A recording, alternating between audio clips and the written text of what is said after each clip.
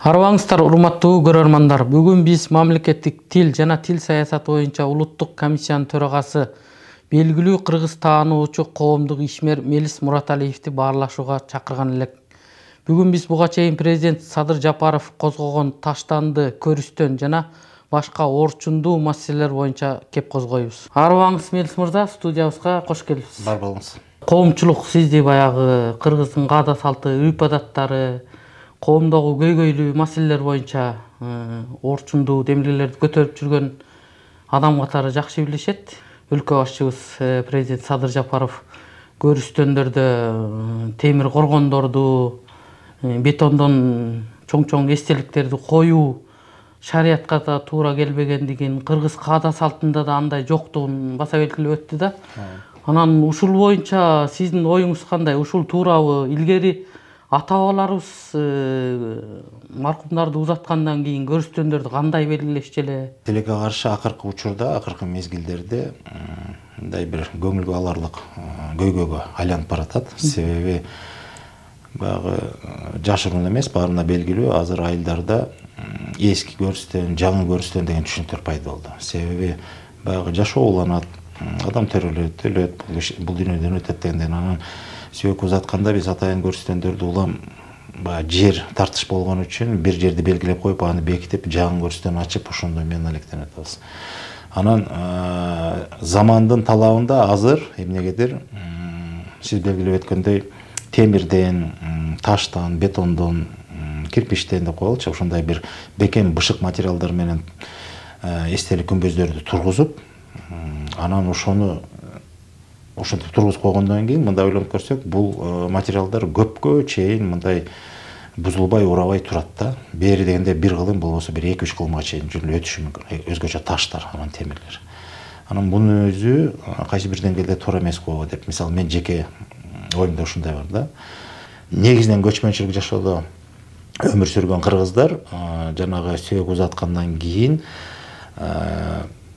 күмбөз тургузган күндө дагы табигый мындай белгилүү бир убакытта жер менен жер болуп кете турган, же болбосо кайра калыбында жок болуп кете турган материалдарды колдонуп чыккан.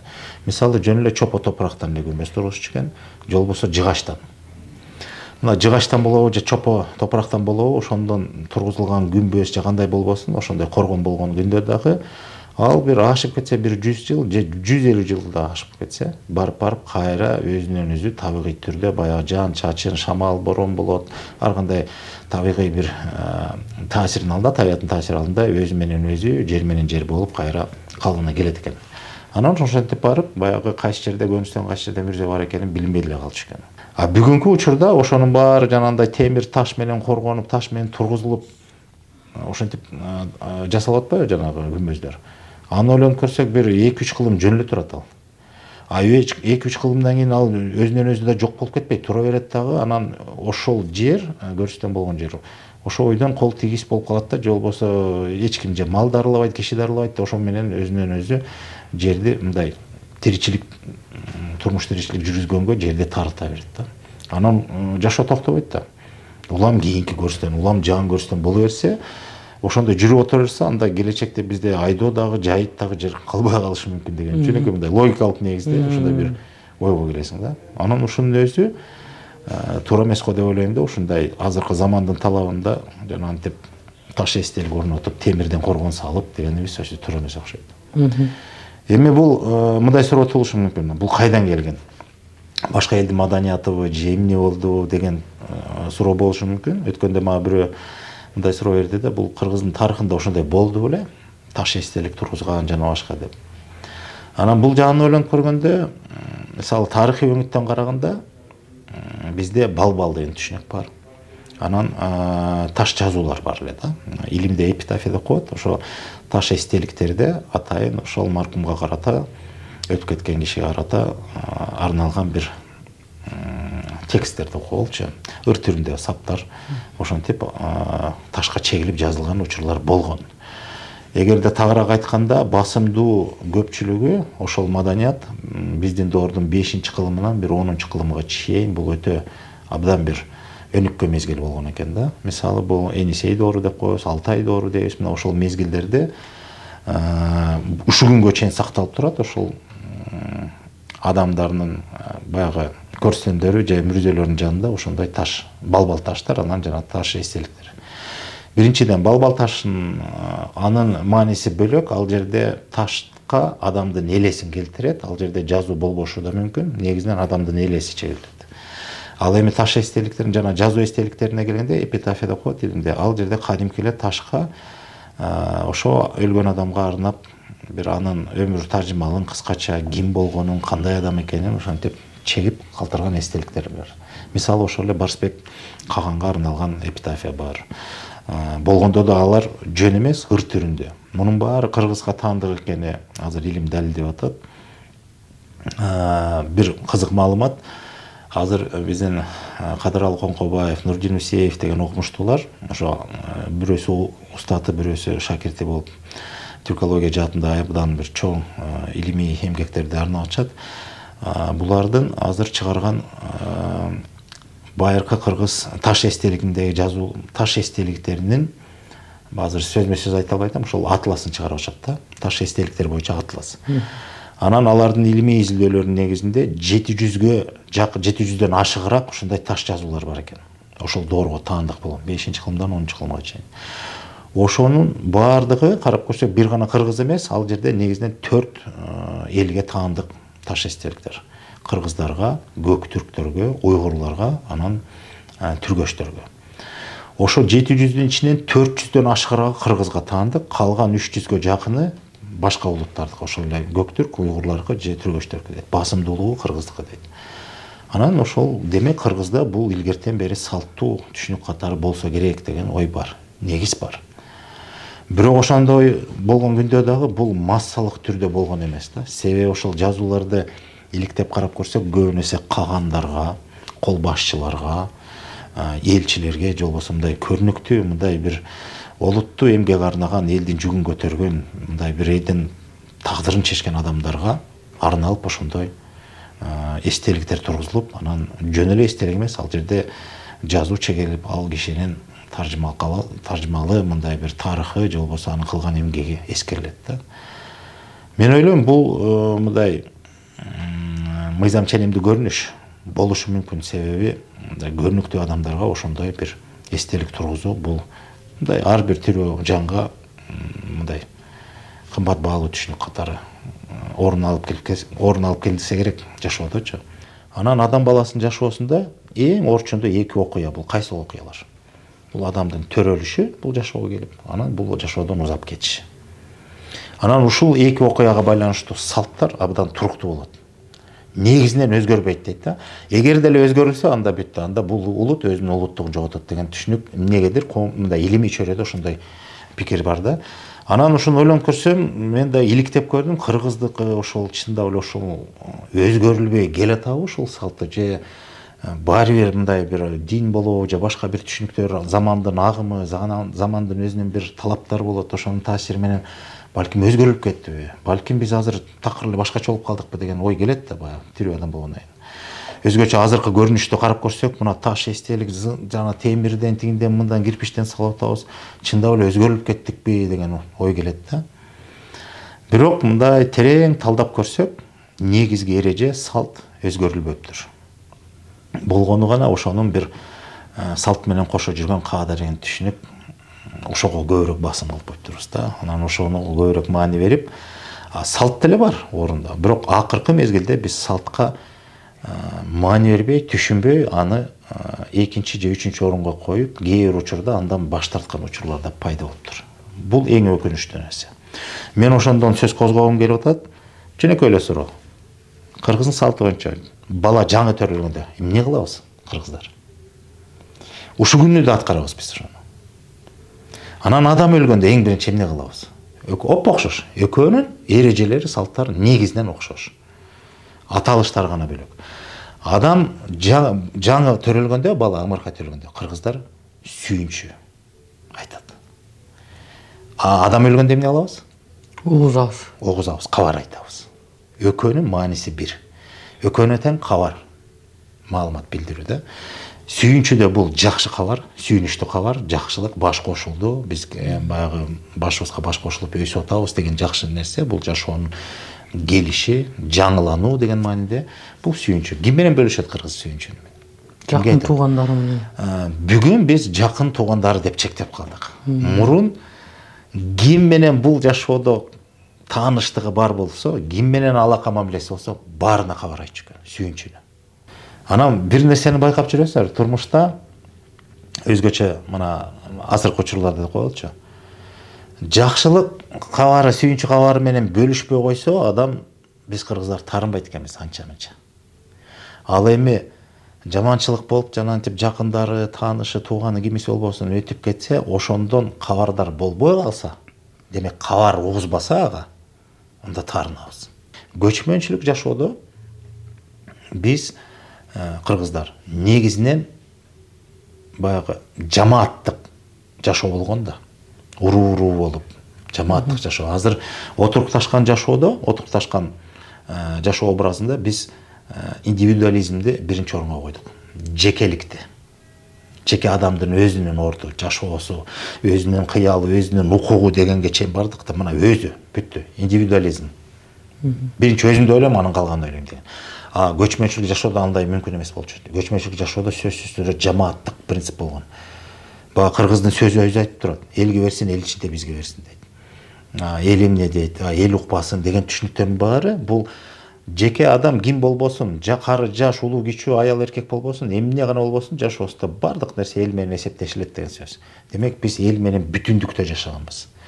Ошол бүтүндүктү сактап, андан ары бекемдеп жашоону улантыш үчүн сөзсүз түрдө коомдо эмне иш болбосун, ошонун баары эл менен макулдашуу же болбосо эл менен кабарлашып турган.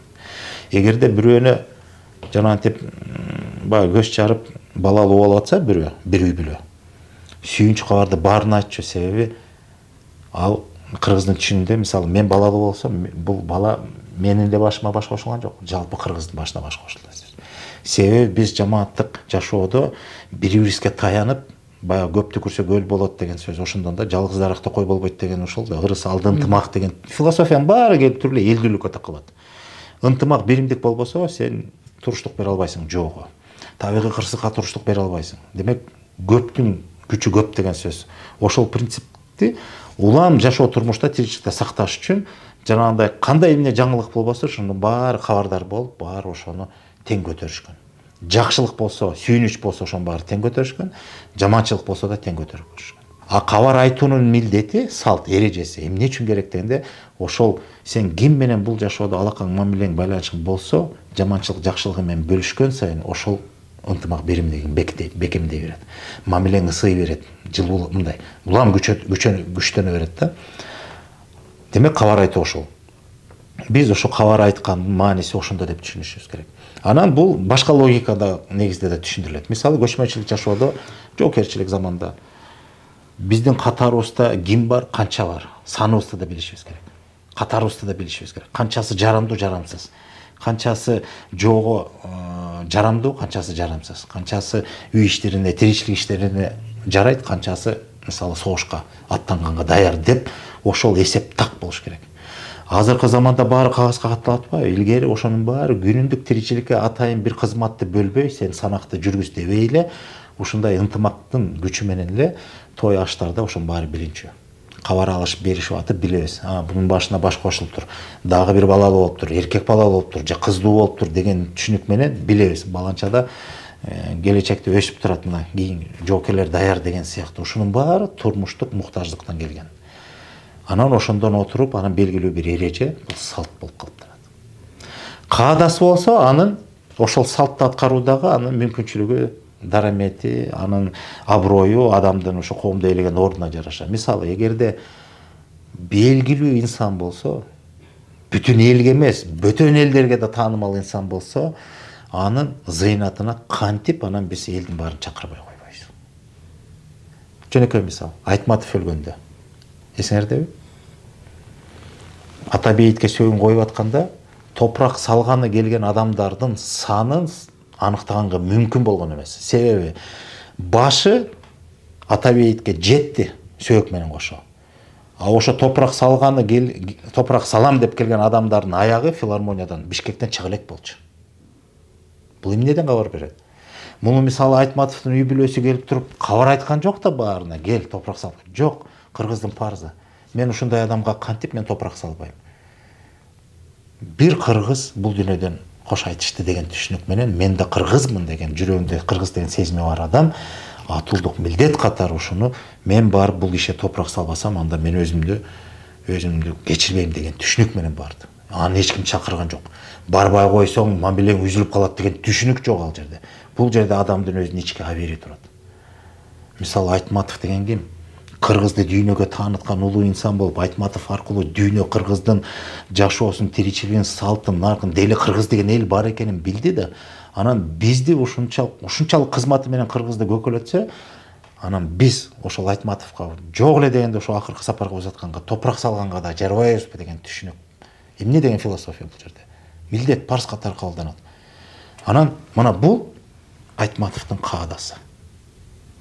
Анын кадыр баркына жараша анын каадасы ошондой болот. Адамдын санын санаганга мүмкүн болгон эмес, ошончо эл келди. Биз азыр жанагы мамлекеттик мыйзам деңгээлинде да ушул маселени көтөрүп атпайбызбы? Той аштарда адам санын чектейли деп атабыз. Жеке менин түшүнүгүмдө бул мүмкүн эмес. Мен кыргыз таануучуга тарайтайм. Кыргыздын дүйнө таанымында, кыргыздын өзүнүн баягы жазылбаган мыйзам эрежелеринде наркында деп коелучу бир сөз менен. Баланча адамдын тоюна же жакшылыгына же жаманчылыгына мынча адам келсин деген чөктөө ал мындай акылга сыйбаган нерсе. Ал адамдын каадасына жараша иш болот. Эгер адамдын бул жашоодо топтогон аброю, кылган кызматы, кадыр баркы абдан зор болсо, анда эл агылат. Аны токтото албайсың. Келбе десең болот. Келбе деген күндө да келет. Каада деген бул өзүнүн дарамет мүмкүнчүлүк деңгээлин көрсөтүү. Салт эмне? Ошол той берип атса, салт элге чакырып элден бата алуу. Өзүнүн жакшылыгы менен бөлүшүү бул салт. Бүгүнкү күндө биз салтка маани бербей, каадага маани берип, биз 300 киши, 500 киши, 700 киши өткөрдүрсөк, кыйын той бериптир дейбиз. Маселе тойдун кыйындыгында эмес. Маселе эмне тойдун дареги да. Мисалы үйлөнүү той болобу, же бир эмне болот, бир юбилей болобу, же кандай той болосун, же үй той болобу, ошол жакшылыгы менен эл менен бөлүшүп атат. Ошо жакшылыгын эл келип батасын берип атат. Мына бул салт, бул эреже, ички ынтымак биримдигин бекемдеп атат. Колуңда жок болсо да, бирок келин алсаң да, колуңда жок болсо да бир үй салып, жаңы бир үйгө кирсең да, агуйга көтөрсөң да, бирок эл менен ошо жакшылыгын бөлүшөсүң да. Чаккан эле бир чөгү чай менен деле той берсе болот. Маселе ошо элдин көңүлүн алуу, элди чакыруу, аралаштыруу. Мына ушул салты. Каадасы ал жанагы көрүнүшү. Анан жанагы элди тыюу дегенде бул жерге эгерде биз салт менен кааданы түшүндүрүп берсек элге, анда эл өзү ойлонот да түшүнөт. Мен ысырак кылбайын. Убал болбосун деп. Анан кайра негизги темадан алыстабайлы. Мисалы жана кабарды айттык, кабар берди. Кыргызда дагы мисалы өтө маанилүү нерсе адамды акыркы сапарга узатып атканда кошок деген түшүнүк бар. Мына бул салт болгон. Бүгүн биз буну мындай формасын эле кармап калдык деп коеюнчу. Маани маңызын түшүнсөк дагы бирок арттырбай атабыз. Кошок деген эмне? Ошол өтүп кеткен адам, бул жашоодон өтүп кеткен адамды акыркы сапарга узатардын алдында, жалпы элдин алдында ал адамдын ким экенин, кандай адам болгонун, бул жашоодо кылган кызматын, айткан акылын, жүргүзгөн ишин, аракетин баарын эчтекесин калтырбай ошо эл алдына ошо ыр сап менен уйкаштырып, ошону элге жеткирип айтуу, анан жоктоп ыйлоо.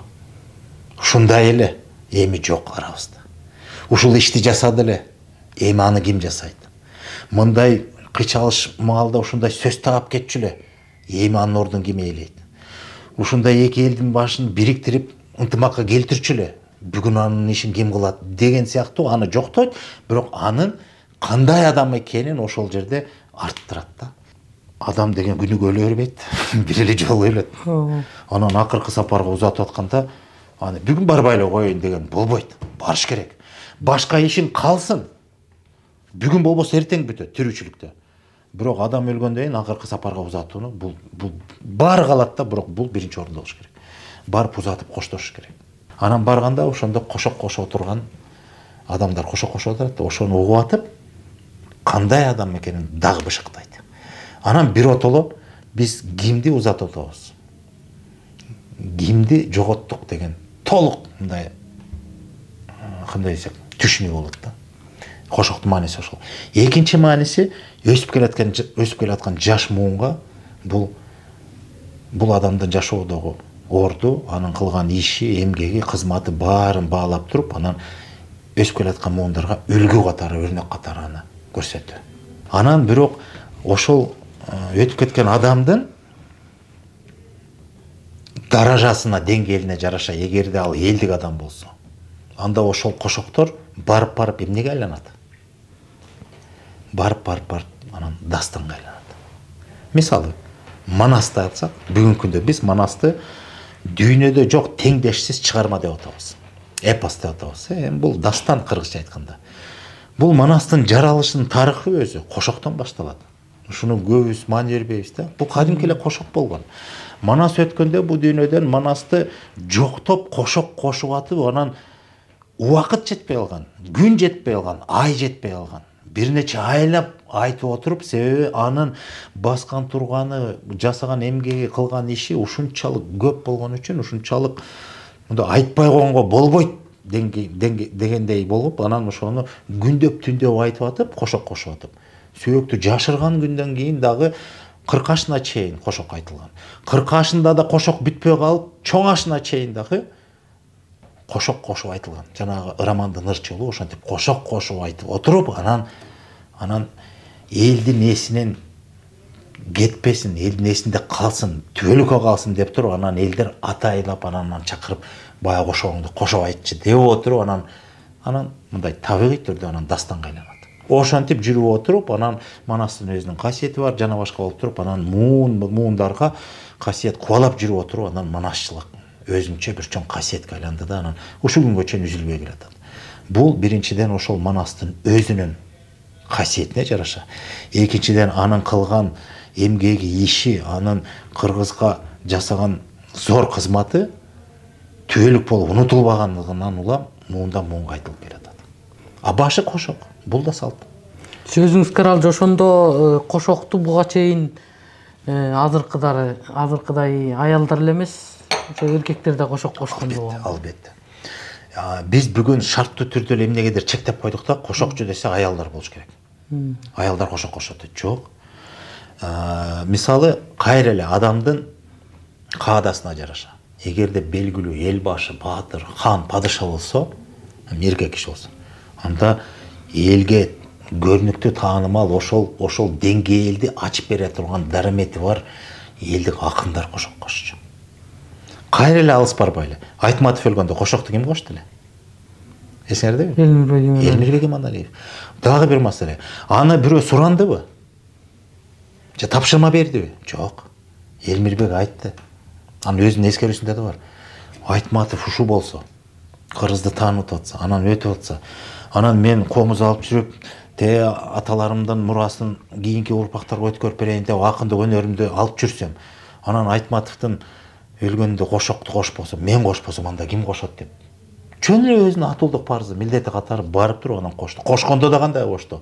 Мына азыр Элмирбектин ошол Айтматовго кошкон кошогу бул кийин барып анан дастанга айланып кетиши мүмкүн толук.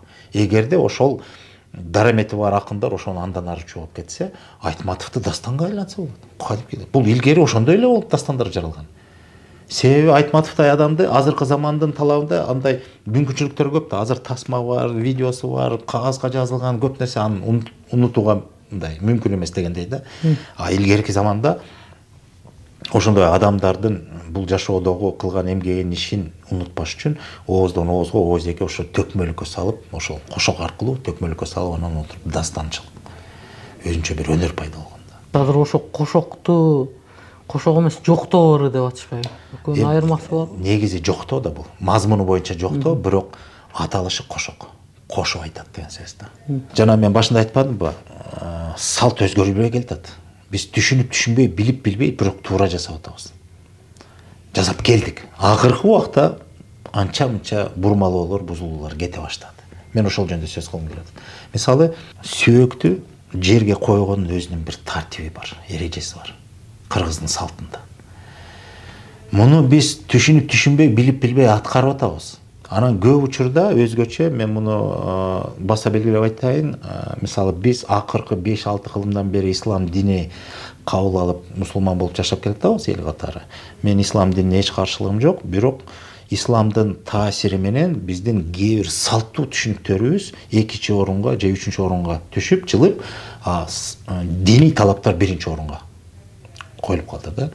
Мен диний талаптын аткарылышына каршы эмесмин, бирок салттын аткарылбай калышына мен каршымын да. Салт аткарылыш керек, тең аткарылыш керек. Дин менен салт бири-бирине жоо эмес. Анан биринин ордун биринин басчу түшүнүк эмес. Бул бири-бирин толуктай турчу түшүнүк. Мисалга айтайын.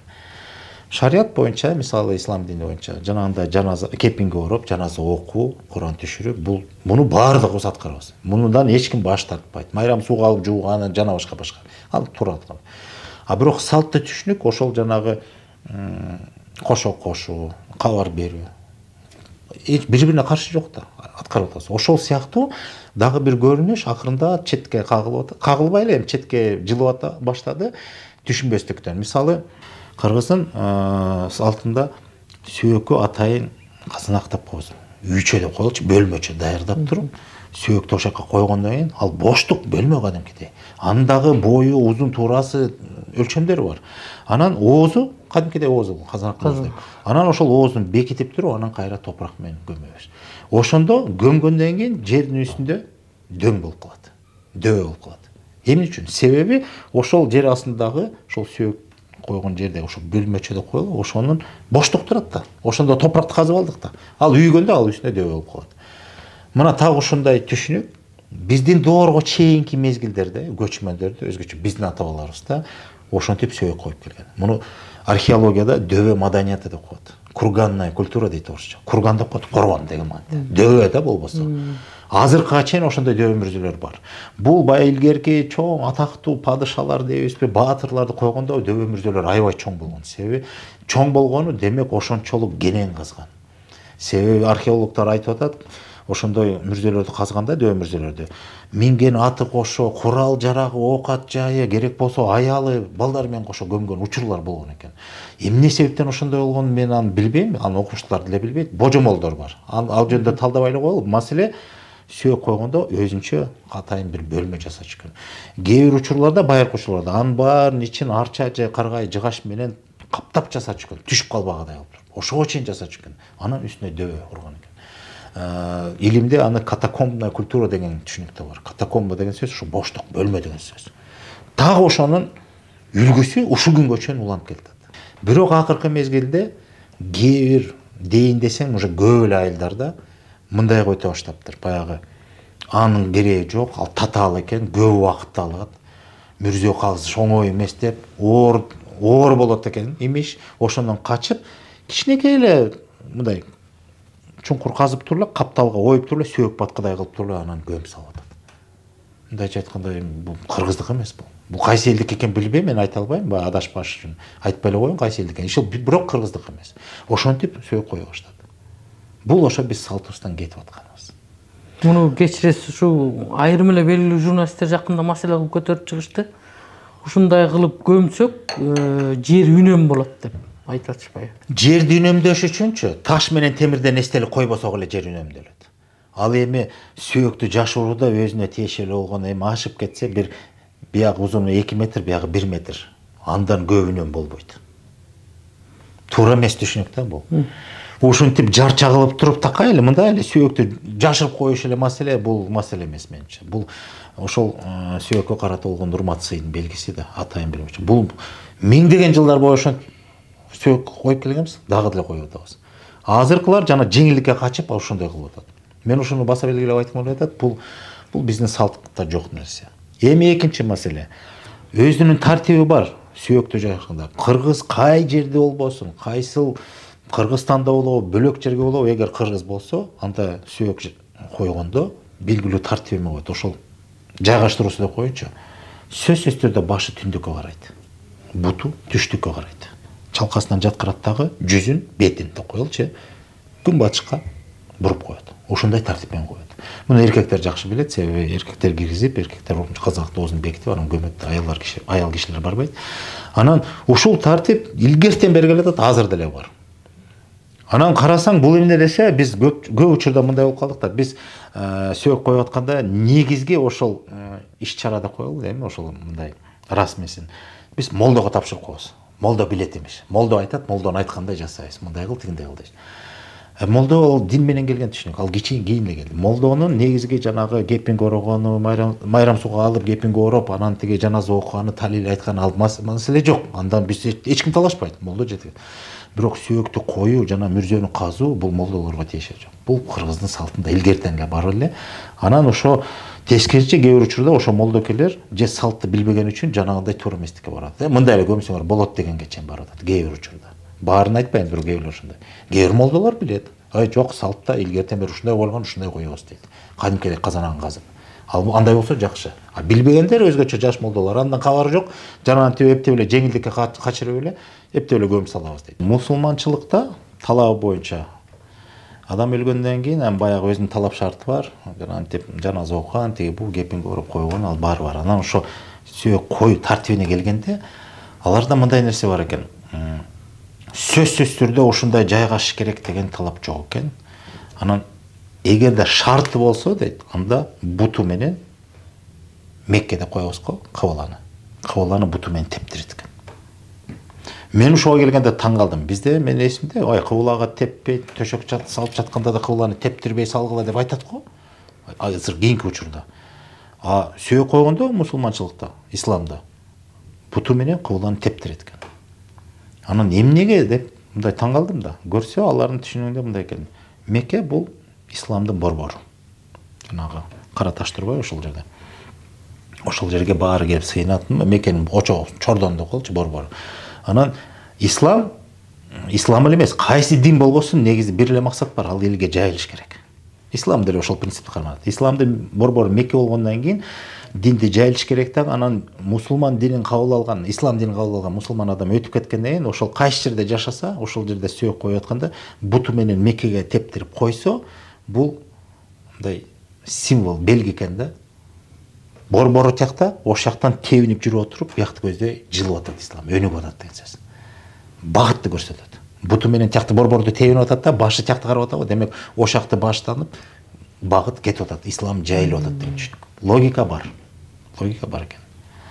Анан бирок, эгер ошол эрежени карасаң, ошол исламдын шарты менен эгер туура келсе, шарты келбесе андай эмес, каалагандай кое бергиле, жердин ыңгайына жараша дейт. Бирок шарты келсе ошондой койсо болот дейт. Кыргызда аны карабайт. Кыргыз бир эле талап эрежени коет. Башы түндүккө, буту түштүккө. Жүзү күн батышка бурат. Кыбыла дейин десең, жок, кыбыла эмес, күн батыш экен. Себеби кыбыла дини түшүнүк, ал кечере келди, салыштырмалуу. Ушундай тартип менен биздин доорго чейин, ислам дини пайда болгонго чейин эле ушинтип коюп келген экен. Эми суроо жаралат. Эмне үчүн түндүктү? Түндүктө эмне бар? Эмне үчүн түндүктү баштантат? Бул чоң суроо экен. Ушуну айтканга, ушунун жандырмагын тапканда мен дагы бир нерсени айткым келип атат. Мен бала кезде өзүм укканымды айтайын, анан кийин сураштырып изилдесем ошондой экен. Бизде мындай да, мен шаарда төрөлүп өскөм, шаарда кабат үйлөрдө эле жашап жүрдүм бала кезде. Анан айылдан чоң апам, же болбосо тайнем, тайтамдар келип калчу. Келгенде эми түнөйт албетте. Анан мен эмнегедир ушу тайнемден көп угуп калдым. Тайнем раматылык айтчу да. Кечинде баягы төшөк салгандан келгенде апам айтат да. Ай кыз, төшөктү салып айланайын, кутту тептире көрбө деп айтчу да. Ошентип айтчу. Силер укчу белеңер ошол сөздү? Кутту деп угуп калыптырбыз. Кутту теппегендей кылып туруп төшөк сал дечү да. Кут тарап же кут деп койчу да. Анан эмне бул эмне деп, анан мен кичинекейм, мен эсимде апам төшөк салат, анан кызыгып койсоң, ал эмне кут деген нерсе? Мен кут деген, мындай кут деген түшүнүктү билебиз да, бирок кут тарап, кутту тептирбе дегенде кайсы жакта экен кут деп ойлойсуң да. Анан апам мен орус тилдүү экенимди билип, мен ал убакта орусча сүйлөшүм, анан карап туруп, север деп койчу. Түндүк. Кут түндүктө деп койчу. Географиялык багыт. Эмне үчүн, эмне бар аякта десем, билбейм, ишил түндүктө деп койчу. Анан түшүнгөнү боюнча. Анан ойлонуп көрдүм, анан жандырмаган таптым. Юдахиндин сөзүндө кут жылдыз деген бар, кут тарап деген бар. Кут тарап деген ошол түндүк, кут жылдыз деген кайсыл жылдыз? Түндүктө бир жылдыз бар. Ошону кут жылдыз дейт экен кыргыздар. Чолпон жылдыз эмес? Жок, чолпон түндүктө эмес. Чолпон биринчиден туруктуу эмес, ал айланып жүрөт. А бир жылдыз, жөнөкөйлөтүп айтайын, астрономиялык билим бул дагы. Түнкү асманда караганда бүт жылдыздар жайнайт, мелкидейт. Анан мезгилдин өтүшү менен алар бир жерде турбайт, баары кыймылдайт, айланат. Бир гана жылдыз козголбой ордунда бекем турат. Ошол түндүк тарапта. Ошону кыргыздар алтын казык дейт. Орусча северная полярная звезда деп коет. Полярная. Жер дагы, жердин огу ошол түндүк, ошол жылдызга карата, жердин огу ошол жылдызга түздөнөт дагы, жер айланат, бирок ошол жылдызды баягы огуна түзөлөт да. Башка ааламдагы жылдыздардын баары ошол бир жылдызды бирдей аралыкта айланып, жылып отурат, белгилүү тартипте. Анан кыргыздар ошол жылдызды алтын казык деп атап койгон себеби мен түшүндүм. Алтын деген кымбат баалуу деген мааниде, мындай жөнөкөй эмес деген. Казык деген бул кадимкилер жана малдын казыгы болот го. Мисалы казык кагып туруп биз аркандайбыз го, жылкыны. Анан аркандын уздугуна жараша жылкы тегеренип чимирип жүрөт казыкты, бирок ары кетпейт. Бирдей аралыкта. Ошол сыңарындай бардык жылдыздар белгилүү бир аралыкта ошол бир эле жылдызга байлангансып тегеренип айланып жүрөт. Тигил казык болуп атпайбы бир мааниде. Ошол эле алтын казыктын экинчи мааниси кыргыздар кут жылдыз дейт экен. Эмне үчүн? Себеби кыргыздын түшүнүгүндө бул ааламдын борбору ошол жылдыз. Бүт аалам ошону түздөнөт. Баарын ыраатка тартипке келтирген ошол жылдыз. Ааламдын куту ошол экен. Кут жылдызы ошол экен дейт. Кут деген бул жашоонун башаты, башталышы, бардык нерсе кутка байланыштуу. Мисалы, кут түшкөндө өсөт, жанданат, жаңыланат деген сөз. Башына баш кошулат, кел болот. Кут кетсе жаман баары кетет, ыдырайт кетет, өлөт деген сөз. Адамдын кут качыптыр дегенде бүттү, адам соодасы бүттү деген сөз. Жашоосу токтоду деген сөз. Демек кут бул башталыш, башат бул өзөк деген мааниде. Анан кут жылдыз деген маани ошол экен. Кут тарап дегенде ошо түндүк экен. Бул биздин фольклордо, чыгармачылыкта көп экен, Манаста да бар экен. Эми кайра айланып келсем, адамды акыркы сапарга узатып, сүйөктү жерге коюп атканда дагы башын түздүккө жаздатканы, же болбосо баштантканы. Ошол ааламдын тартибин, иретин кармап турган ошол кут жылдызга түздөп туруп ошого баштантат экен. Демек биздин бабалар бул жашоодо жер бетиндеги тиричилик табият эле эмес, ааламдын борборун, ааламдагы ырааттуулуктун баарын түшүнүп, ошол жер баары бир нерсеге баш ийип, ошол бир тартипте жылып, бир тартипте жашап атканын маңызын түшүнгөндүктөн, адам баласы ким болуптур ааламга? Салыштырмалуу. Биз табияттын бир бөлүгүбүз. Табият ааламдын бир бөлүгү. Демек ошол ааламдын мыйзамына баш ийбен анан кимге баш ийебиз деп туруп, анан сүйөк түзүп атканда да ошентип кут жылдызга баштантып коет экен. Жада алса сүйөктү дагы ошондой сый менен, ошондой тартип менен биз койгон эл эмне деген даанышман эл. Мунун баары бирөөнүн акыл ойлоп тапканы эмес, ушундай болсучу. Жок, бул жашоого, табиятка, ааламга байкоо жүргүзүп, анын ырааттуулугун түшүнүп, анын мыйзам ченемдүүлүгүн түшүнүп, ошондон кабар алып, ошону түшүнүп билип, өзүнүн жашоо тартибин дагы ошого ылактап, ыктап иштеп чыккандык. Мына салт деген ошол жашоонун эрежеси. Бул жазылбаган, бул мындай сөзсүз түрдө аткарыла турган нерселер. Мына ушунун баары салт. Демек ушундай философияны, ушундай дүйнө таанымды канчалаган миңдеген жылдар бою ошол бул дагы кайсы бир деңгээлде билим да. Ошол билимдерди камтып, ошонун негизинде адам коомунун ичиндеги белгилүү бир тартип эрежелерди иштеп чыгып, аны салт деп атап, ошону карманып жашаган элдин урпагы бүгүн биз, кыргыздар. Бирок биз ошол улуулукту, ошол билимдердин тереңин түшүнбөй, аздан жоготуп, кийин сырттан келген башка замандын талабы менен, башка маданияттын таасири менен келген нерселерге көбүрөөк маани берип, артыкчылык берип, аларды карманып, өзүбүздүн колдо бар алтындын баркына жетпей, ошентип бир адашкан жолдо баскан бир баладай сыяктуу элестетем да өзүбүздү. Анан ошон үчүн канчалык деңгээлде биз өзүбүздүн салт наркыбызды таанып билсек, мен ойлойм, көп маселе чечилет эле. Мелис Казакбаевич, мына жакшы нерселерди айтып өттүңүз. Ошол эле кыргыз эли, ата бабаларыбыз илгертен ошо аалам сырына, жаратылыш менен гармонияда жашоого көп маани беришкен деп айтып өттүңүз. Анан бирок тилекке каршы акыркы кездерде биз ошо экологиялык маселелерге, тазалык маселелерине көп көңүл бурбай калдык да. Анан кыргыз таануучу катары айтсаңыз, биздин кыргыз ата бабалар илгертен жаратылышка кандай мамиле кылган, табигат менен гармонияда жашоого кандай маани берген? Кыргыздын дүйнө таанымын, тарыхын, басып өткөн жолун, баягы салт сананын наркын билген адам бир нерсени так айта алат да. Кыргыз табияттын бир бөлүгү катары эсептеген өзүн. Адам табиятка ийгилик кыла алган эмес кыргыздар. Табиятка багынып жашаган. Табияттын бир бөлүгү болгон соң, табияттын өзүнүн мыйзамы бар, эрежелери бар. Мына ошого багынып, табият менен журулушуп, ошо сиз айткан гармония дейбизби, же болбосо ошо табият менен журулушкан мындай эр шаркак дейбизби, же болбосо мындай шайкештикте жашаган да. Кыргыз көчмөн да.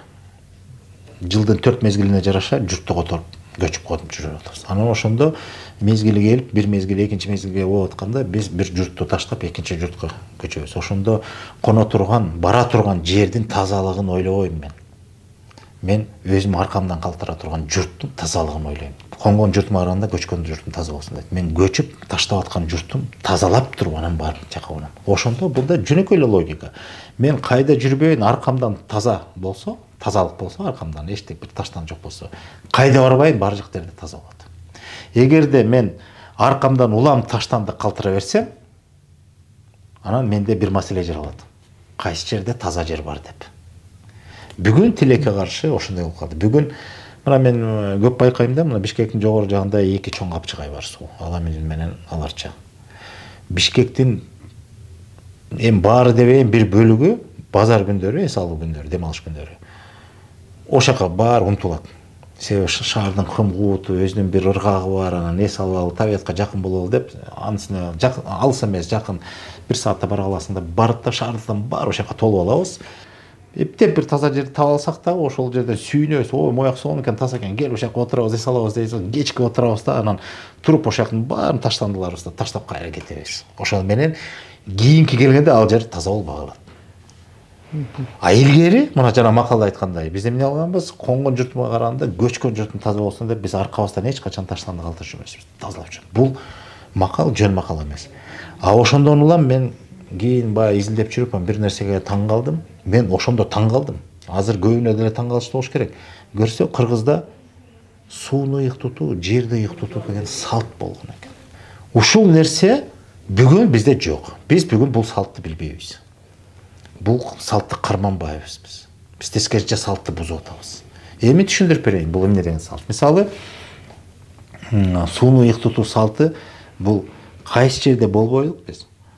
Мисалы, агын сууга, жада калса агын сууга колубузду салып жуубайбыз биз. Жуучу эмеспиз деп коеюнчу биздин ата-бабалар. Мен эсимде улуу кишилер, мына мен чоң атам көргөн жок, чоң апам, тай энелерим ошолордун мезгилинде деп коеюнчу, алар өтүп кетти. Мына могу Союз эле убакта, 80-жылдарда агын сууга барып туруп колду жуу тиги бу дегенде бизди урушчу, антип жуубагын деп. Кантип жуум дегенде, агып аткан сууга барып туруп, мисалы коштоп суу аласың дагы, суудан сырткары туруп жерге жуучу элек. Ушинтип жуугула деп бизди үйрөткөн. Агын сууга деле суунун өзүнө туруп алып туруп кир жууган кыргызды мен көргөн эмесмин, уккан эмесмин. Андай болбойт. Азыр болуп атат. Азыр агын суунун боюна карасаңар, үйдөгү палас, килемдин баарын жайып алып туруп, агын суунун боюна, самын суунун кирин баарын кош агызып жууп атат. Биякта бирөө жууп атса, 100 метр ылдыйда экинчиси отуруп алып кайра жууп атат. Кыргыз эмне болдук? Биз билбейм, биз кыргыз болбой калдык. Сууну аябай булгап атабыз биз. Кыргыздын бир эле сөзү бар. Мен бул сөздү биринчи укканымда аябай таң калгам бала кезде. Анан кийин түшүндүм. Кийин эле түшүндүм. Бала кезде айтайын, мен шаардыкмын да кайра эле. Шаардык менен айылдык жашоонун өзгөчөлүктөрү да. Баягы ата-энем мени шаарда жүрүп орус болуп калбасын деп туруп, мектепте баягы каникулга чыкканда дайым айылга жиберчү да. Анан айылга барам. Айылга барсаң айылдык балдар менен жүрөсүң. Баягы шаардык болгон үчүн бизде чоң апам бизди бир жумуш деле жасатчу эмес да. Кой сен колуңан келбейт тиги бу деп турган жумуш деле жок болчу чындап эле. Баягы советтик доор ал кезде жыргал заман. Анан эртеден кечке балдар менен кошулуп эле ойномойт. Анан балдар кээ бирлери кой жайып жүрөт, кээ бирлери дагы бир баары бир жумуш менен алектенет, биз деле жөн эле жүрөбүз да. Улам бирөөнө кошулуп коюп, анын бирөөнүн иши менен жүрөбүз. Бизге оюн да. Анан эсимде көп жолу ушундай балдар кой жайып жүрүп, анан алмага барабыз, анан тияка барабыз, талага барабыз дейт. Анан кошулуп аласың, жүрөсүң. Эртеңки менен чыккан кечке чейин жүрөсүң да. Анан жайдын күнү ысык, чүйдө билесиңер, мен мына Беловскийден болом, Аксудан.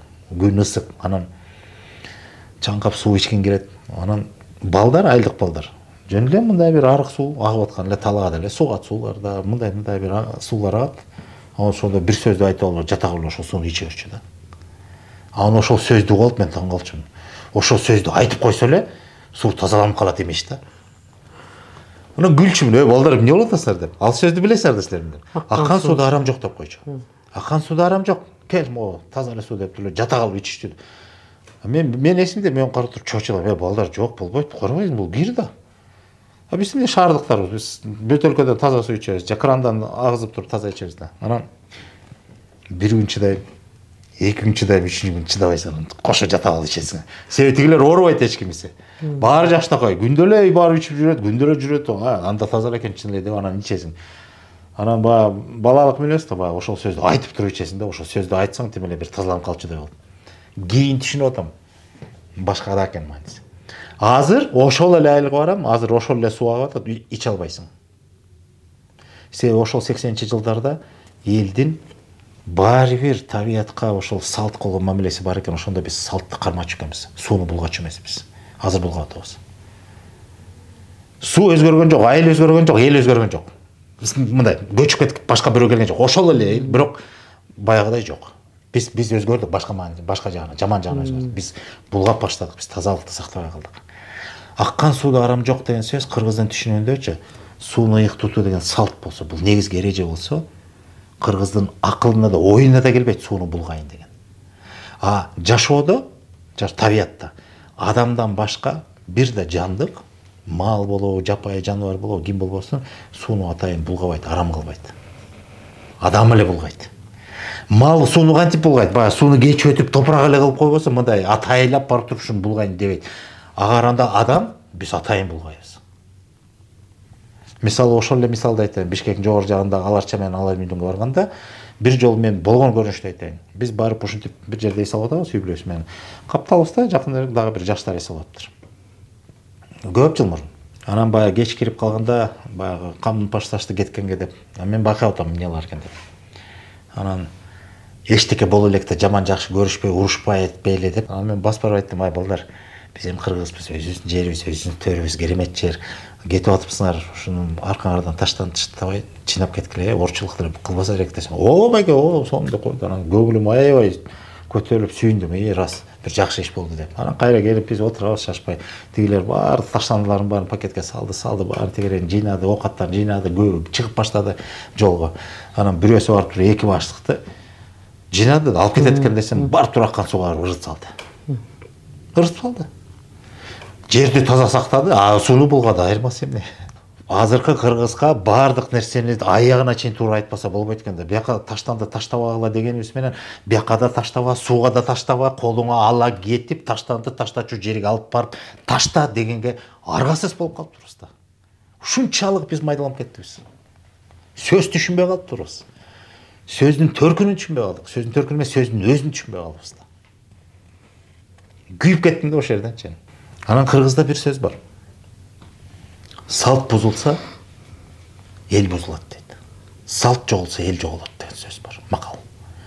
Бул сөздү угуп туруп, ушу салт ушунчалык күчтүүбү, салт бузулса эле эл бузулуп калабы деп мындай ойлойсуң да. Чыныгы сөз экен бул. Болгону биз муну түшүнбөй атабыз.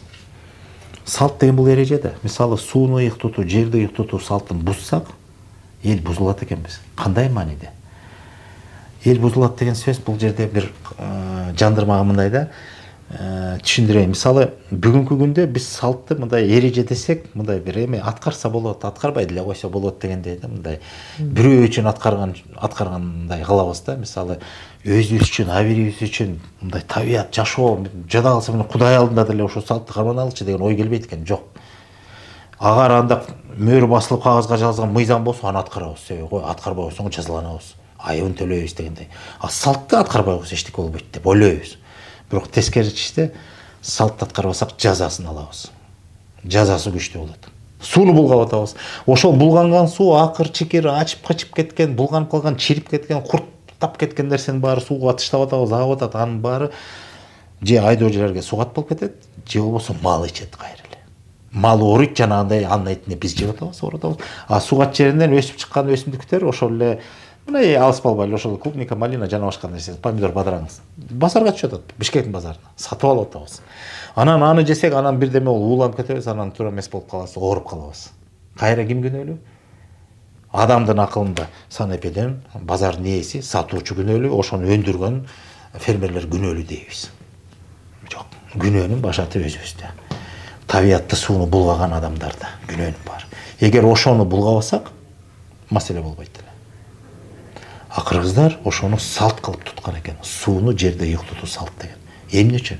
Себеби мындай көрүнүш ал башка таяк болуп бир эмес далай жолу тийсе керек, анан кой, суу булгаганда чатак болот экен. Болбойт экен. Эл бузулат деген сөзчү, элдин ичиндеги ынтымак биримдиги ыдырайт деген сөз. Салт бузулса эл бузулат деген ошол ынтымак биримдик ыдырайт. Илгери көчмөнчүлүк турмушту мындай салыштырып көрсөк, сууну бойлоп жашачу да негизинен. Анан өйдөнкү журт, ылдыйкы журт деген түшүнүк болушу мүмкүн. Өйдөнкү журт сууну булгаса, ылдыйкы журтка ал таасир этет. Өйдөнкү журт суунун башында турган. Суунун таза булагында турат. Тазалыгынын башатында турат. Ал иче берет тазалык. А бирок булгаса суу ылдый карай кете берет. Ал ойлобой булгашы мүмкүн. Бирок ылдый жактагы журт ошол булганган суудан ичсе оору пайда болот дегенде мындай болот дагы, анан түшүнөт дагы, барып өйдөнкү журт менен анан мамилеси бузула баштайт.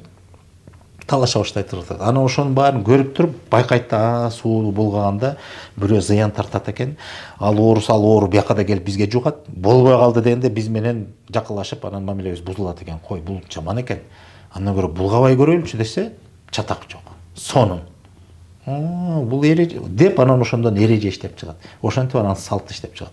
Салт бул турмуш жашоо өзү муктаждап адамды ошого байлап, аргасыздан ошого баш ийтерген бир эрежелер.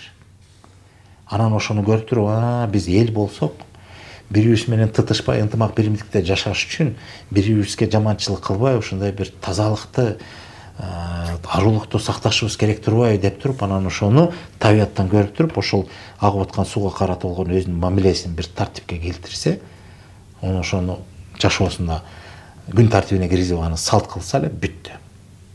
Ошол эреже болуп калат. Ошентип анан салт бул негизги жашоо эреже болуп калат дагы. А салтты бузсаң эл бузулат деген сөз ошондон экен. Жер деле ошол табият.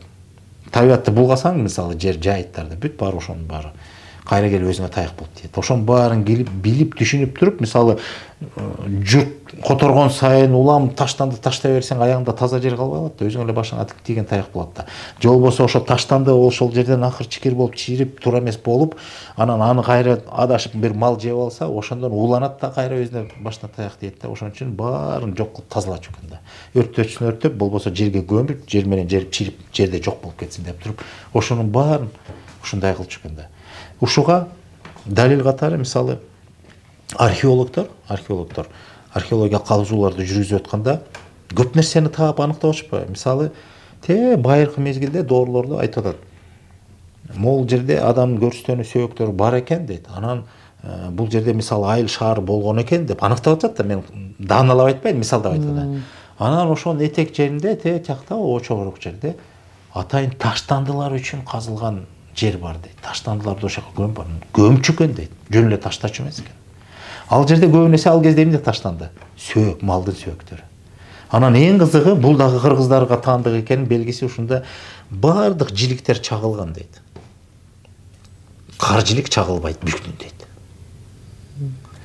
Мен муну сураштыра көрсөм, бүгүн Кыргыздан бөлөк бир дагы көчмөн элдердин өкүлдөрү, ошол эле казак, монголдор жиликти чагып чучугун жебей калыптыр. Көбү. Кыргыздар дагы эле чучук чагып, жиликти чагып чучугун жейбиз. А кар жилик чагылбайт. Чагылмак турсун, кар жиликтин жанагы эки сөөктөн турат, ошо экинчи сөөгүн дагы ажыратпайт кыргыздар. А башкалар маани бербей калыптыр. Илгертен бери ошондой экен. Баардык жиликтер чагылууда кар жилик, койдун кар жиликтери чагылбайт дейт. Бодо же болбосо чоң малдыкы, кара малдыкы бүт чагылат дейт жигиттер. Чагылган кезден себеби ал бышылганда ошо сөөктүү жиликтерди 2-3кө бөлөт да. Анан ошонун баары жада калса ошо байыркы доордон бери ошол нерселер бар экени бүгүнгө чейин биз ошол нерсени карманып жашообузда колдонуп келгенибиздин далили ошол да. Бул салт деген бул негизги эрежелер да. Ошонун баары канча кылымдардан, миңдеген жылдардан бери ушуга чейин жетип келип, анан бүгүн биз ошол нерсебизден айрылып калсак, кабарыбыз чок болуп, капарга албай, ой кереги жок, замандын азыр өнүгүш керек, алдыңкы технологияларга умтулуп, эскичилик деп ушул кердер ушул салттардан баш тартсак, анда биз эл болбой калабыз. Эл деген сөзүбүз баягы мындай философиялык мааниде өзүбүздүн нарк салтыбыз менен, ички ынтымак биримдигибиз менен, бири-бирибизге болгон мамилебиз менен эл катары жоюлуп кетебиз. Салт бул элди биринчи эки гана нерсеге иштейт салт. Бул элдин ички ынтымак биримдигин бекемдейт, ички мамилелерин жөнгө салат. Экинчи табият менен болгон байланышты, жашоого болгон ыңгайлуу шартты бекемдеш үчүн иштелген эреже. Азыркы 21 кылымда илим технологиянын заманы деп коюп туруп техникага кызыгып атабыз. Мен каршы эмесмин. Ооба, ошол билимдерди, жаңы ачылыштарды колдонолу, билели, үйрөнөлү. Маселе жок. Бирок өзүбүздүн ким экенибизди, нарк салтыбызды, биздин дүйнө таанымыбызды, маданиятыбызды биз унутпайлык. Ошонубуз менен биз кыргызбыз. Ошонубуз менен биз жанагы миңдеген жылдарды караткан манасыбыз, комузубуз, төкмөлүгүбүз, ошол өнөрлөрүбүз жандуу болуп ушуга чейин сакталып келди да. Ошону менен башка улут элдерден айырмаланып атпайбызбы? Ошонун далили катары жөн эле өнөр катарында эмес, кийим тамак аш менен эмес, биздин ички мазмунубуз деп коелучу мындайча. Аң сезимибиз, жүрүм турум адебибиз менен тутунган салтыбыз бул ошол ички мазмунга кирет да. Демек адебибиз ошондой да. Ой, бул жакшы, бул жаман, бул болот, бул болбойт деп өзүбүздү тыя билгенди да үйрөнүшүбүз керек. Мына ошонун баары бекер эмес да. Эгерде биз ушул жааттан кайра өзөгөбүзгө кайтып, ушуну жашоо тартибине орнотуп алсак, анда Кыргыздын келечеги кең деп мен терең ишенем. Мына учурда сиз баягы жогоруда айтып өткөндөй мамлекеттик тил боюнча улуттук комиссияны жетектеп атасыз. Анан бир интервьюңузда ушу бир кездерде кыргыз тили Кытай империясында баягы эл аралык тил катары колдонулуптур деп айтканыңыз бар экен да. Анан бүгүнкү күндө эмнеге ушу кыргыз тили, эне тилибиз өлкө ичинде жакшы айтылбай, жакшы жетиштүү деңгээлде өнүкпөй жатат? Ушунун себеби эмнеде деп ойлойсуз? Биринчиден, мунун себептери бир эмес, бир нече себеби бар деп ойлойм мен түшүнүмдө. Анан кандай десем, биринчиден баштайм. Биринчиси бул биз буга чейинки акыркы 100 жылдык тарыхыбызда биз башка элдин, башка маданияттын таасири алдында өз алдынча эмес, кайсы бир деңгээлде көз каранды жашап келдик. Бул моюнга ала турган чындык. Мен Советтер Союзун жамандабайм. Тагдыр ошондой болду. Биз өз каалаганыбызбы же кандай болду, буйрук башка маселе, бирок баштан өткөн тарых. Анан ошондо дагы кайсы бир деңгээлде улуттук аң сезимге тиешелүү болгон маселелерде биз көз каранды болдук. Биз өз алдынча өзүбүздүн тагдырыбызды чече алган эмеспиз. Улут катары. Москва кандай буйрук этсе, кандай чечим кабыл алса, биз ошону аткарып эле келдик. Бул биринчи себеп. Башка элдин таасири күч болду. Ошол кезде бардыгы орус баягы расмий түрдө интернационализм деген саясат жүргүзүлгөн. Баягы де евро де факто бар го. Де факто эмне болду? Де факто биз орус маданияты, орус тили, орустун салты, бүт эле орустук болуп калды. Анан ал аң сезимге сиңди. Бир себеп ошол. Экинчи себеп баягы көрөнгөлү уюткулуу эл дейбиз, байыркы эл дейбиз. Кандай күндө деле ошону жоготуп албай, ошол кезде деле аракет кылып улуттук кызыкчылыкты көздөгөн кишилер болдугон, бир эмес, көп эле болгон. Бирок ошолордун баары ошо советтик бийлик тараптан репрессияга кабылып, баш алынып, куугунтукталган. 30 жылдардан баштап 38 жылдарга чейин аны жакшы билебиз. Анан элдин каймактары дейбиз, алды дейбиз, элдин билгилери дейбизби, кандай атабайлык эл жакшылары дейбизби, ошонун баарын ошентип нак кыргыздын улуттук кызыкчылыгын, улуттук баалуулуктарын, салт санаасын, манасын баштап ошентип ошону алып чыгып мамлекеттик деңгээлде ошону өркүндөтөбүз деген аракеттердин баары жок кылынгандан кийин эми ошол кыйындар ошентип жанагынтип атылганы атылып, кесилгени кесилип ошентип куугунтукка алынгандан кийин калган эл андан сабак алды да кой болбойт турбай деп анан ошо менен макул болуп ал нерсени токтотуп койдук. Андан кийин бир эмес бир нече муун тарбияланып калыптанып, анан мисалы мына мен деле билем өзүм. Мына мен советтик билимди алган адам катары эсимде.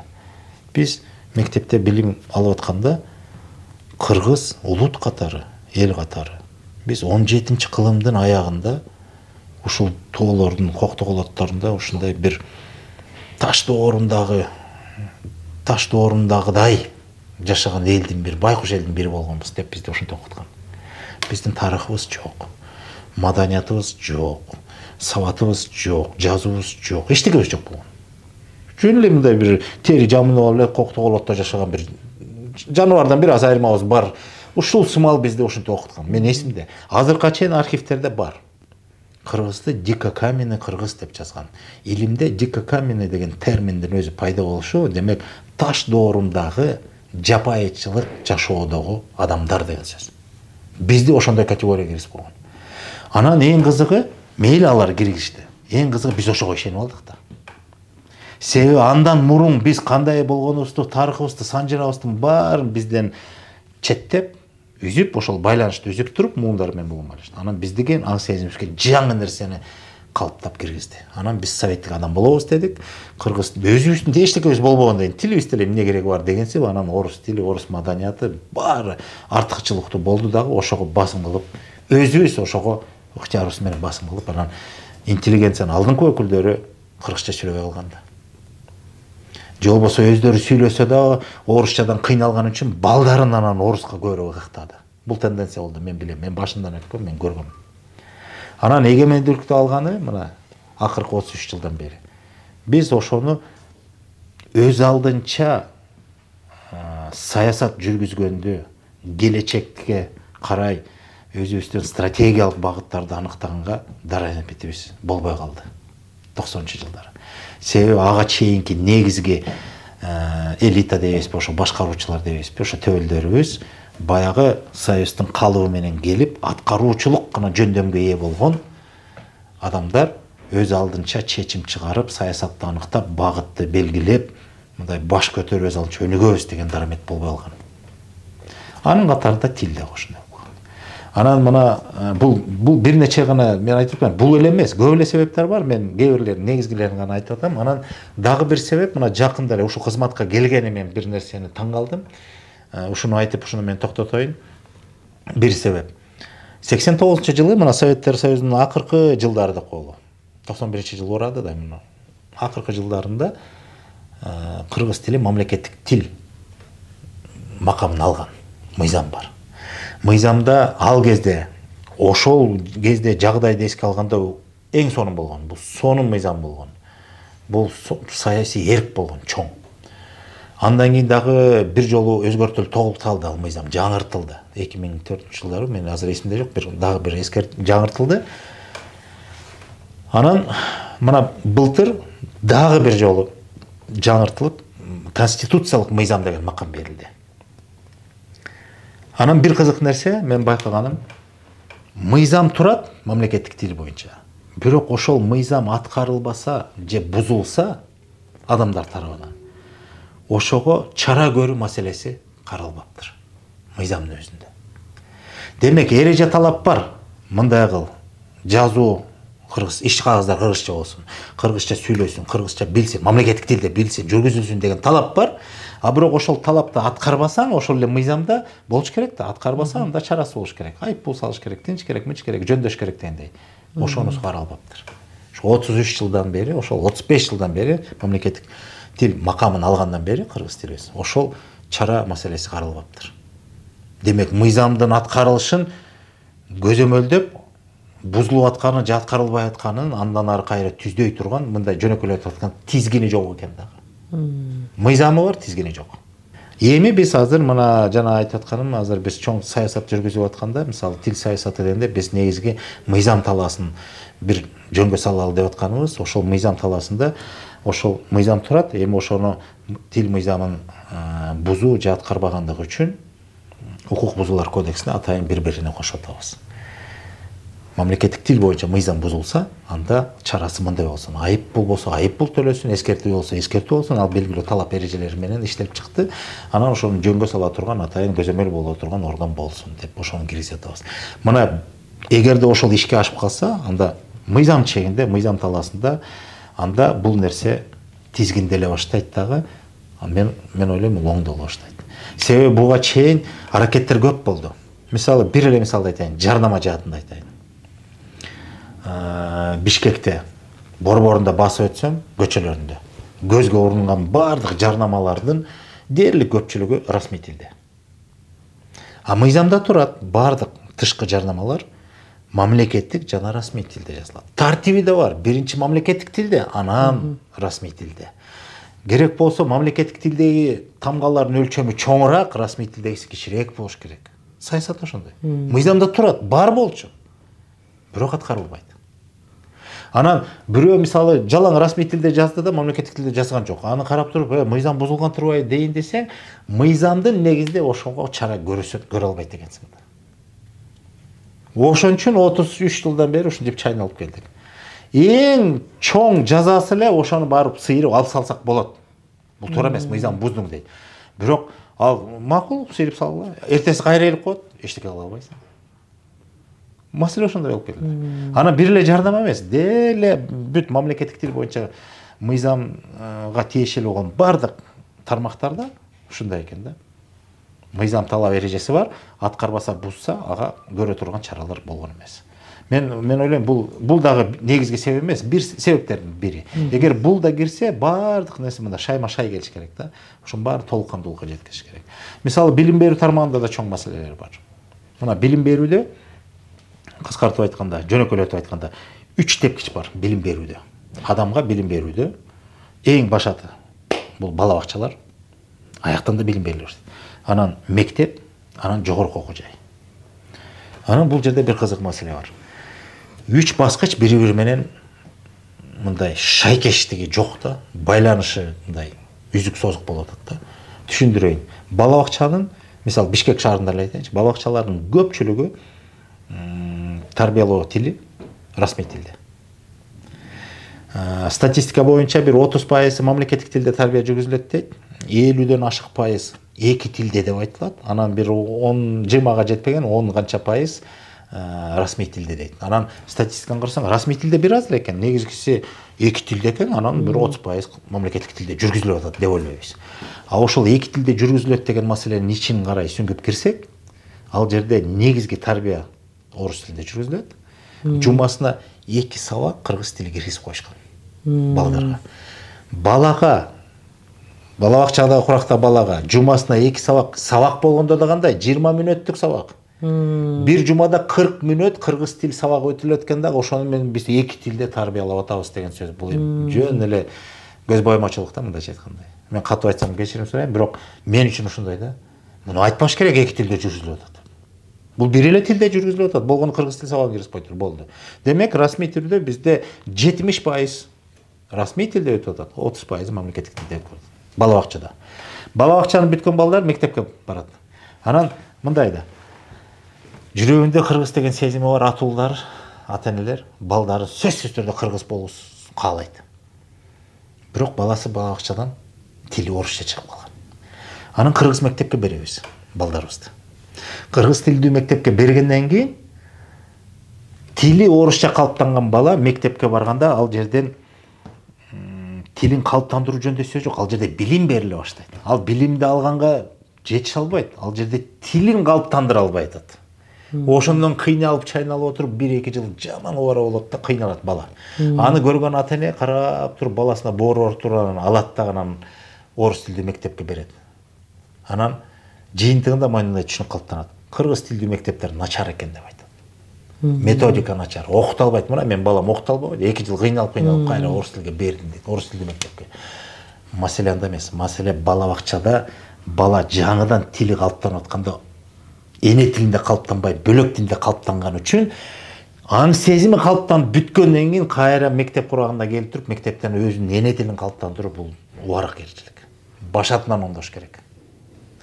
Кээ бирлер мектептен убара болсо дагы мейли деп туруп, анан баласын кыйнап туруп кыргызча бүтүрөт да, анан мектепти бүтүргөнү келгенде билими чала, тили чала болуп эптеп бүтөт деп коелучу. Макул. Мүмкүн жакшы бүтөт, мүмкүн, баары эмес, бирок негизгиси ошондой болот. Анан жогорку окуу жайга тапшырганда дагы бир чайналат балдар. Эмне үчүн? Себеби жогорку окуу билимде, жогорку окуу жайларда окутуунун тили 80-90% расмий тилде. Бала кайра чайналат. Кайра орус тилинде билим алып атат дагы, кыргыз тили биякта калат дагы, эки ортодо кайра чайналат да, убара болот дагы, анан аягында адистикти алат, диплом алат да, адис болот, анан мамлекеттик кызматка орношот. Мамлекеттик кызматкер болот. Адистиги боюнча. Анан ал мамлекеттик кызматка келгенде ал жана кесиби орус тилинде калыптанган да, анан мамлекеттик иштикти аткарууда, мамлекеттик кызматта ал орус тилин пайдаланат. Кыргызча иш кагаз жаз десең жаза албайт, кыргызча сүйлө десе сүйлөй албайт. Себеби билими орусча болуп калды да. Анан ушака келгенде кыргыз тил боюнча мамлекеттик улуттук комиссия эмне кылабыз биз? Биз аларды анан төпөштөбүз. Эмне үчүн мамлекеттик кызматкер мамлекеттик тилде сүйлөбөйт деп, анан биз жалаңкыч болуп көрүнөбүз. Себеби бизден сурап атат, тил комиссиясы иштебейт атат. Мына мамлекеттик кызматкерлердин баары орусча. Кыргызча сүйлөй албай атат, анан иш кагаздарын кыргызча жүргүзө албай атат деп бизге анан сөз дейт.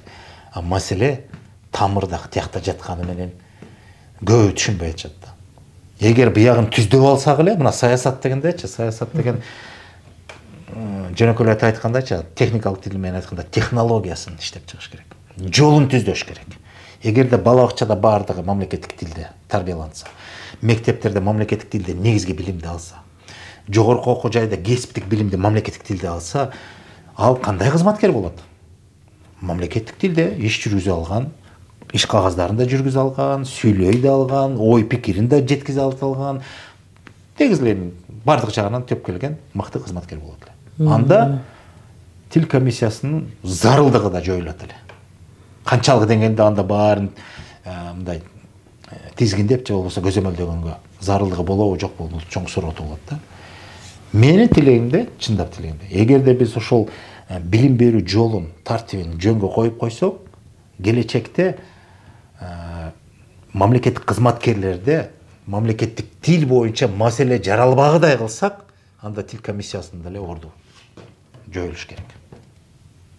Бул менин мындай стратегиялык мен түшүнүгүм. Албетте азыркы учурда биз аргасызбыз, мажбурбуз ошол мамлекеттик кызматкерлер менен иштегенге. Аларды үйрөткөнгө, тил үйрөтүүгө биз атайын курстарды ачып атабыз, окуу борборубуз бар. Иш кагаздарын мамлекеттик тилде жүргүзүүдө атайын окуу курстарыбыз бар, окутуп атабыз. Азыр мажбурбуз. Бирок келечекте бир 10-15 жылда балким 5 эле жылда бир кийинки муунду тарбиялап өстүрүп алсак, анда маселе жок болуп, баары өз жай менен, орду менен болот эле. Анда биз ал маселеге кайрылбайт элек. Кыскача жообум ушундай.